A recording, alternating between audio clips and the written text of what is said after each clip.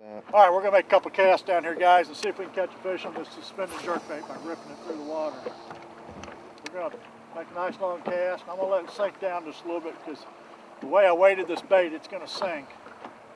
So we'll let it sink down a little bit, and I'm just gonna start working it back with some short, snappy jerks with it.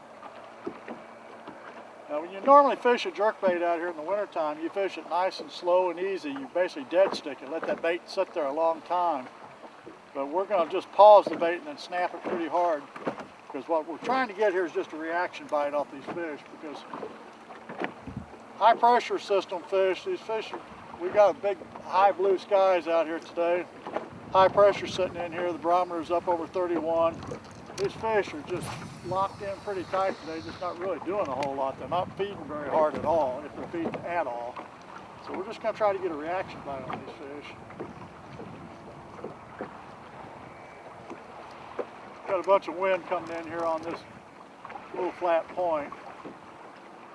We're sitting in about 20 foot of water. We're fishing a shelf that comes off. The fish should be pulled out just on the edge of the drop out there. Make a bunch of casts this time of the year. Stay diligent and stay with it. It's about all you can do. This is one of those times of the year that you do a lot of fishing, sometimes not a lot of catching. And I personally don't like fishing. I like to catch. I always tell people on guide trips that I hate fishing because I can stay home and fish in my driveway.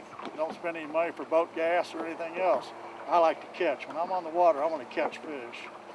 I don't like fishing. Fishing is just putting in a bunch of time. Unfortunately, when you do this for a living, you have to put a bunch of time in. Just got to stay with these fish. If everybody and their brother can catch them, everybody would be doing it. Even the guys that are really good at doing it get out here and struggle. Sometimes wonder who the smart people are out here. We spend $50,000 for a bass boat, have $20,000 of tackle in the boat, and we're trying to catch a little animal out here that's got the brain half the size of the pea. So, wonder who's smart now. I think it's fish 1 and fisherman 0. If we could catch one here, we'd even the odds up just a little bit. We could put it back to fish 392,000, fisherman 1.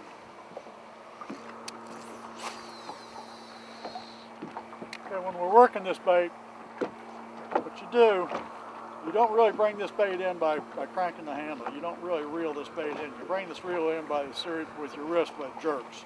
And all you're doing with the reel is just taking up your slack line.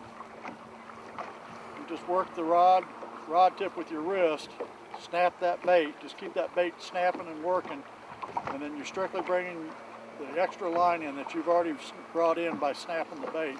You just want to stay in contact with this bait all the time. You don't want a lot of slack out there in the line. If you sit here and snap it like this, and you get a lot of slack out there, and you get bit, you never feel a bite.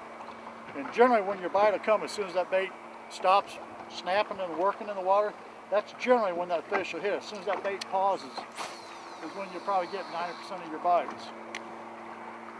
Very seldom do I catch many fish when I'm actually jerking the bait. You will occasionally catch them that way, but the bulk of the fish are caught as soon as that bait pauses out there. So I'm just letting it pause a little bit and then snapping it. This little method of fishing is a pretty good little method, but it will work you. At the end of the day, you know you've done some work.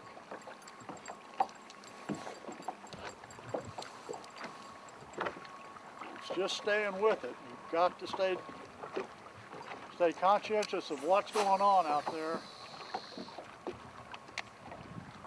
because the bite may not be real hard. A lot of times you'll just kind of feel a little tick on your bait.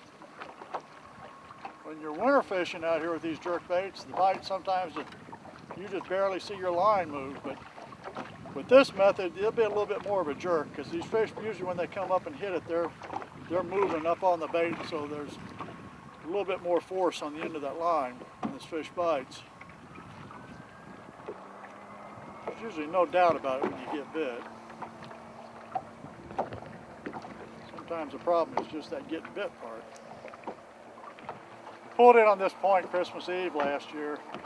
got here about 4 o'clock, and we told our wives and girlfriends that we were just going to be out here for just a little while, just going to fish for a little while. You know how Christmas is.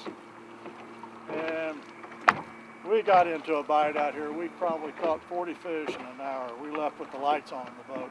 I mean, every cast we caught a fish. It was probably the most phenomenal day of jerkbait fishing I'd ever had in my life. There's a little professional overrun there. You're going to get that whenever you throw in the wind. At least I do.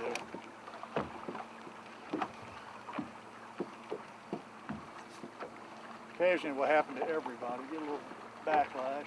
But we pulled in here, and I tell you what, every cast we caught a fish. It was just absolutely unbelievable.